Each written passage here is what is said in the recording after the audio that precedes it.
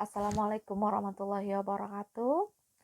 Jadi video aku kali ini bukan tentang tutorial makeup, bukan tentang mukbang, bukan tentang keseruan aku bersama bule pesek. Jadi video aku kali ini untuk klarifikasi atas sebuah komentar dari seseorang di YouTube channel aku yang mengatakan bahwa aku telah merusak rumah tangganya. Jadi awalnya aku tuh di DM sama temanku dan dia bilang, "Lilis, coba deh kamu lihat komentar di salah satu video kamu di YouTube." "Hah?" Aku bilang, "Kenapa?" Aku bilang seperti itu. "Kamu lihat aja tuh ada yang bilang kalau kamu merusak rumah tangganya." Dia bilang kayak gitu. "Masa sih?" Aku bilang. "Iya, cobalah kamu lihat dulu." Dia bilang. Jadi akhirnya aku lihat videoku dan ada komentar. Ternyata benar, memang ada komentar seperti itu. Kira-kira isinya seperti ini. Terima kasih karena telah menghancurkan keluargaku, rumah tanggaku. Ingat, dia bilang, kamu pernah menghubungiku dan minta nomor ibuku. Dia bilang seperti itu. Dan terus dia bilang, salah aku. Dia bilang gitu sama aku.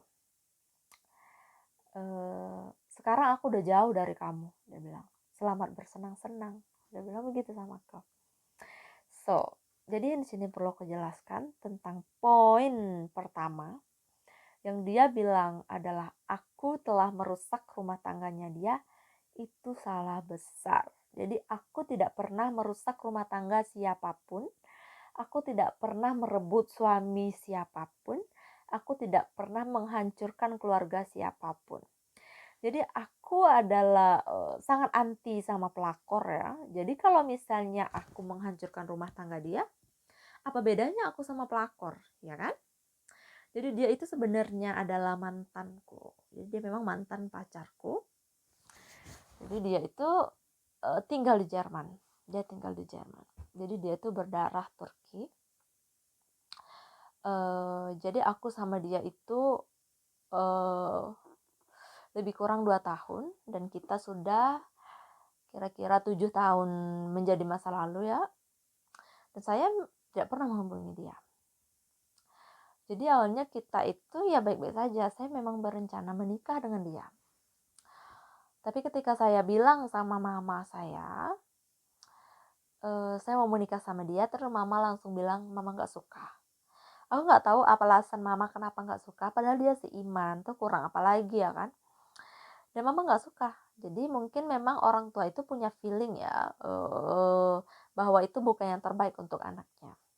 Terus akhirnya kenapa saya bisa putus sama dia? Saya nggak pernah ada kata putus emang.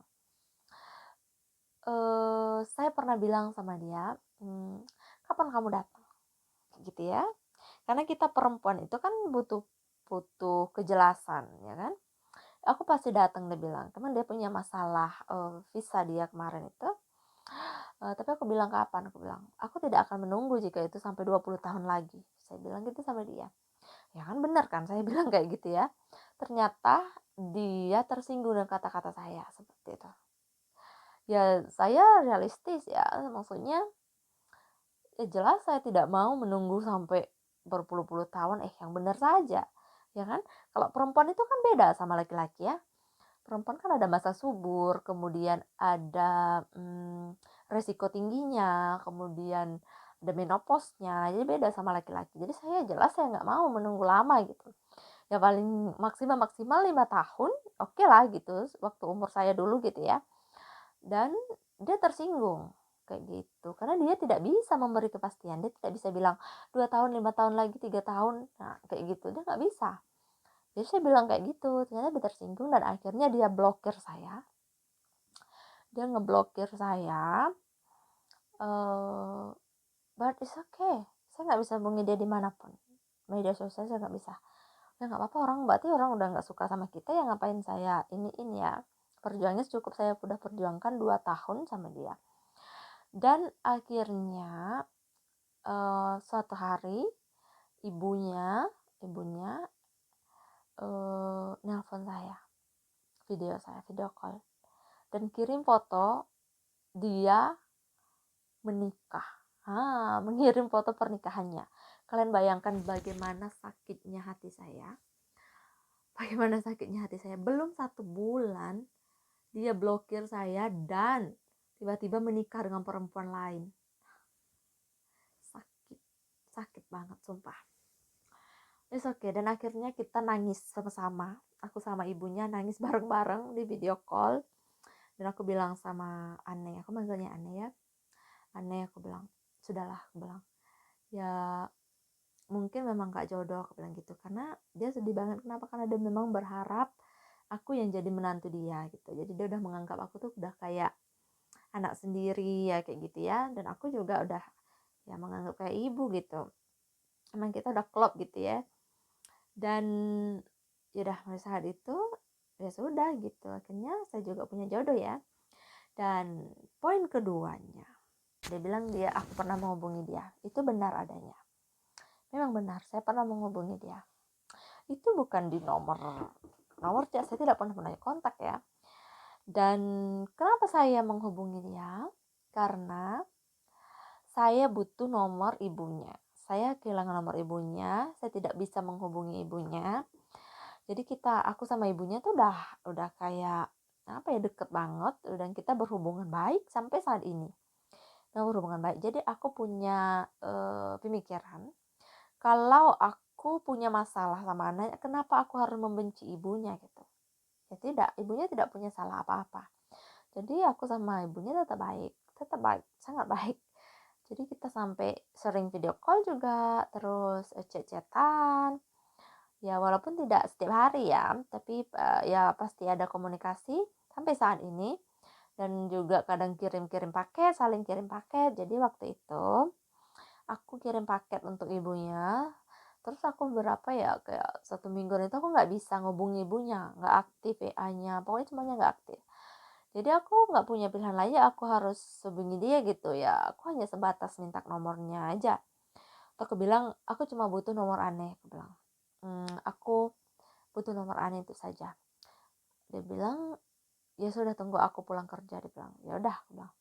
Akhirnya pulang kerja dan nelpon aku. Ya aku bilang nggak usah telepon, SMS aja. Maksudnya messenger aja, aku nggak punya nomornya ya. Udah telepon aja lah, dia bilang kayak gitu. SMS aja, aku bilang kayak gitu. Lilis, dia bilang, biarkan aku sekali ini saja untuk jelasin sama kamu. Dia bilang, jelasin apa lagi? Aku bilang, udahlah, itu udah berlalu. Aku udah memaafkan kamu, aku sudah melupakan kamu, melupakan masa lalu. Aku bilang, ya maksudnya kamu sudah melupakan aku. Dia bilang, ya maksud iya iyalah, aku bilang kayak gitu, namanya kita udah nggak ada hubungan apa-apa, bilang kayak gitu. Dan dia bilang, biarkan aku jelasin. Ya udah, silakan, aku bilang, kalau mau jelasin silakan. Akhirnya dia nelpon aku, dia jelasin kenapa dia menikah dengan perempuan itu dan meninggalkan saya. Ternyata dia tersinggung, kesalahpahaman itu. Ya sudah, namanya udah berlalu ya. Oh ya udah, saya sudah bisa mengerti gitu. Lilis, dia bilang, bisa nggak aku jadi temenmu? Ya nggak apa-apa, aku bilang begitu. Ya aku nggak masalah mau jadi temanku, karena aku sama mantanku emang ya berteman baik, ya berteman saja semuanya, kecuali adalah beberapa ya yang tidak mau. Itu bukan karena saya yang nggak mau, mereka yang nggak mau berteman sama saya. Ya adalah beberapa ya, tapi yang lainnya berteman baik, karena kita memang udahlah, yang lalu berarti pemikiran kita kan sama ya, yang lalu udahlah berlalu, ya udah nggak ada apa-apa lagi gitu. Dan akhirnya setelah itu dia menghubungi saya lagi. Kenapa sih kamu hubungi aku? Aku bilang, ternyata dia mau sharing. Oke. Aku bilang, sharing apa? Ternyata rumah tangganya tidak dalam baik-baik saja. Oke lah, saya dengerin kayak gitu. Terus saya kasih saran, saya kasih ya nasihat ya semampu saya. Dan akhirnya semenjak itu dia jadi sering ngubungi saya. Jadi terus waktu itu saya di Indonesia ya, terus saya bilang sama kakak saya, yuk coba nih lihat nih si ini, aku bilang. dia kok ngubungi saya terus ya gitu. Kayak mana kita blokir atau gimana? Terus kakakku bilang, ih ngapain kau blokir? Dia bilang, kau ini aja, kau balas aja dendam. Dia bilang kayak gitu. Jadi kakakku punya pemikiran gitu. Jadi aku juga sempat punya pemikiran jahat itu ya. Jadi aku cuma dengerin curhatnya doang. Kalau dia punya dengerin aja tentang dia ngomongin tentang anaknya, terus tentang apa namanya, tentang istrinya seperti itu. Jadi ya udah dengerin, mungkin dia ini kebaperan. Jadi pada akhirnya aku merasa kayaknya dia ini nih udah kelewatan. Maksudnya dia ini kayaknya udah malah ngubungi aku terus kayak gitu. Udah keterlaluan maksudnya gitu ya. Kayaknya ada something else gitu. Jadi aku bilang sama dia, kamu mending gak usah ngubungi aku lagi. Lah kenapa? Dia bilang, nanti suami aku bakal bikin perhitungan sama kamu. Ya emang suami aku tuh sangat protek ya sama aku. Dia tuh memang benar-benar protek. Dia gak suka kalau misalnya laki-laki ini ya suami mana gitu ya kan. Yo, kita kan teman. Dia bilang, iya emang teman, aku bilang. Tapi jangan hubungi saya lagi. Saya merasa ini sudah terlaluan gitu ya, keterlaluan. Terus akhirnya saya blokir dia.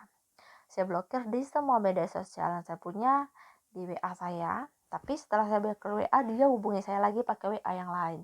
Pakai nomor lain maksudnya. Saya blokir lagi, hubungi lagi. Dia tuh banyak banget nomor. Dia banyak banget nomor. Aku nggak tahu ya, untuk apa sih banyak-banyak nomor kayak gitu ya. Hmm, setelah itu ya udah ya nggak ada hubungi sudah lama ya.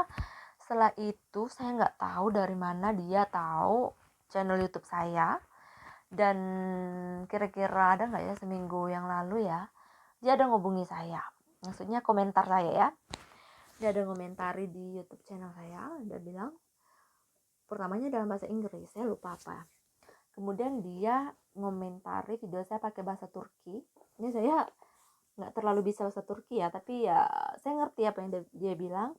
Terus dia bilang bahwa begini, kira-kira mudah untuk melupakan, tapi orang yang dilupakan tidak pernah lupa. Dia bilang seperti itu. Kemudian itu hanya beberapa menit terus dihapusnya lagi gitu.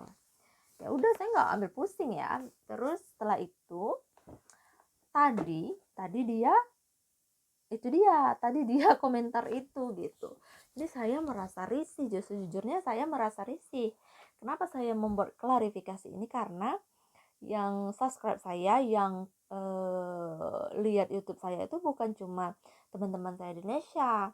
Jadi teman-teman saya di Jerman juga ada yang follow atau subscribe saya di sini. Jadi otomatis kalau mereka lihat video saya khawatirnya mereka baca komentar itu dan mereka beranggapan saya perempuan apa gitu, perempuan yang gimana-gimana. Saya nggak mau gitu.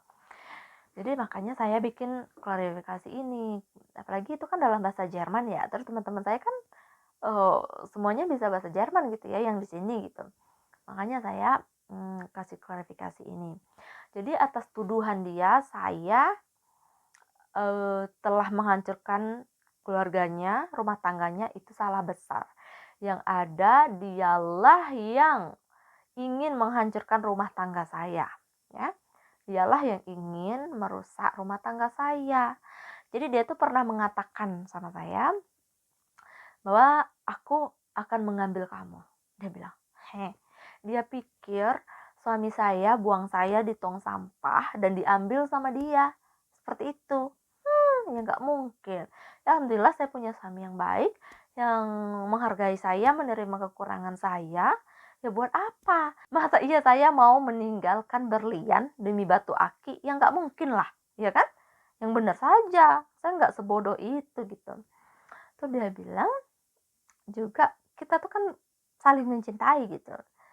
Kita 2 tahun, ya itu dulu. Sekarang kan enggak, iya kan? Dulu ya udah dulu gitu. Kemudian yang saya tidak suka dari dia adalah dia menjelek-jelekkan istrinya di depan wanita lain. Itu lelaki macam apa ya? Ya kan? Jadi seburuk apapun aib istrimu ya, jangan pernah kamu katakan sama perempuan lain. Simpanlah untukmu sendiri gitu, ya kan? Namanya itu aib ya, ada aib keluarga gitu, tapi dia menjelek-jelekkan istrinya di depan wanita lain. Jadi saya pernah bilang sama dia, "Kamu kalau misalnya buruknya istrimu," aku bilang gitu, "sebaiknya kamu jangan katakan sama saya, jangan katakan sama wanita lain. Kalaupun kamu mau curhat, curhatlah sama ibumu," aku bilang kayak gitu. "Setidaknya ibumu lah yang tempat curhat terbaik," aku bilang gitu sama dia. Iya kan, benar kan yang saya bilang gitu. Ya kenapa sih harus curhat gitu? Namanya saya berpikir dong, kalau memang dia laki-laki yang baik, ya, ya nggak mungkin lah dia mau mengambil hak orang lain. Kemudian ya kenapa dia kok mau menghancurkan rumah tangga saya? Ya nggak mungkin ya kalau dia laki-laki yang baik ya. Oke lah dia cinta sama saya, misalnya dia cinta dan sayang sama saya. Oke, karena cinta dan sayang itu kan kita tidak bisa memilih dengan siapa. Kita tidak bisa memilih kepada siapa kita mencintai seseorang, sayang sama seseorang, ya tidak bisa memilih, itu hati kita sendiri ya. Tapi jika cinta kamu itu sudah menjurus ah, untuk merusak dan menyakiti orang lain, itu udah salah, itu bukan cinta lagi. Dan itu udah jadi nafsu menurut saya begitu ya. Menurut saya begitu. Jadi saya benar-benar ketika dia komen kayak gitu tuh benar-benar sakit dan saya langsung, datang ke suami saya nangis, sejujurnya saya nangis, saya bilang sama suami saya, "Kamu sudah lihat komentar di video saya?" Aku bilang. "Enggak," dia bilang, "Apa?" "Ada mantanku komentar di sana," aku bilang. "Komentar apa?" Dia bilang. Dia bilang bahwa aku telah merusak rumah tangga dia dan bla bla bla, aku bilang semuanya sama suami. Aku bilang, "Siapa mantanmu yang mana?" Dia bilang. Aku bilang, "Yang di Jerman," aku bilang kayak gitu. "Ini aku cuma takut kepercayaanmu hilang aja," aku bilang kayak gitu sama dia. Ya bener dong ya kan, apalagi kalau misalnya dia baca kayak gitu, kayak mana perasaannya ya. Jadi makanya aku kasih tahu sama suamiku, apalagi yang ngikutin YouTube aku juga anak tiriku kayak gitu ya. Apalagi itu bahasa Jerman ya, anak tiriku orang Jerman kok ya. Jadi nanti kalau misalnya dia baca, dibilang sama bapaknya kayak mana. Saya nggak mau ada salah paham antara saya dengan suami saya. Seperti itu. Jadi intinya ya, orang-orang kayak gitu memang ada. Walaupun saya nggak ada cantik-cantiknya, udah tua, jelek lagi gitu kan. Tapi ada orang kayak gitu, memang ada. Dan tergantung dari kita. Jadi kalau misalnya contohnya misalnya saya mau mengikuti alur masa lalu saya, otomatis rumah tangga saya pasti hancur gitu. Tapi rumah tangga udah hancur gitu ya. Oke lah misalnya dia omongin saya, dia bilang mau sama saya lagi, saya bilang oke, dan lain-lain saya ikuti alur masa lalu saya, ya hancur. Hancur rumah tangga saya ya kan. Tapi saya enggak. Kita harus teguh pendirian kita, karena pandanglah siapa yang berjuang untuk kita, siapa yang benar-benar tulus sama kita, itu kita pertahanin gitu. Jangan sampai hanya karena ego sesaat kayak gitu ya, melihat masa lalu mau kebaperan kayak gitu, janganlah. Jangan bodoh kamu ya, jangan bodoh. Jadi aku saya nggak sebodoh itu. Oke, terima kasih udah dengerin curhat lah ya, anggap kemudian dah klarifikasi sama saya. Jadi kalau misalnya ada komentar-komentar kayak gitu, bilang saya merusak rumah tangganya dan lain-lain, itu otomatis bukan saya, dan saya tidak pernah merusak rumah tangga siapapun. Terima kasih.